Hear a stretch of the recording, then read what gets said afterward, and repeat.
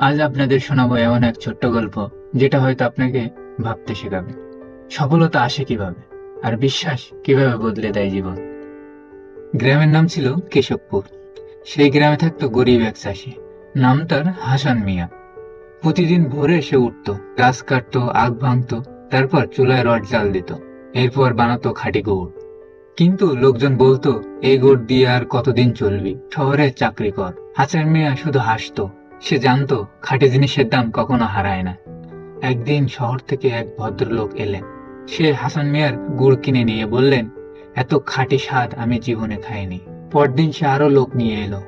এরপর সপ্তাহে সপ্তাহে অর্ডার বাড়তে লাগলো। হাসান মিয়ার গুড় চলে গেল শহরের বড় বড় দোকানে। আজ সেই হাসান মিয়া শুধু একজন চাষি না, সে এখন গ্রামের অনেক মানুষের কর্মসংস্থানের আশ্রয়। আমরা হাসান মিয়ার এই গল্প থেকে শিখলাম, বিশ্বাস থাকলে, পরিশ্রম থাকলে আর নিজের কাজের সততা থাকলে ছোট্ট কাজও একদিন বড় ইতিহাস তৈরি করে। তাই কখনো নিজের কাজকে ছোট মনে করো না, কারণ আপনি জানেন না কোন ছোট শুরু একদিন কত বড় সাফল্যের জন্ম দিবে। আমাদের গল্প ভালো লাগলে পাশে থাকবেন।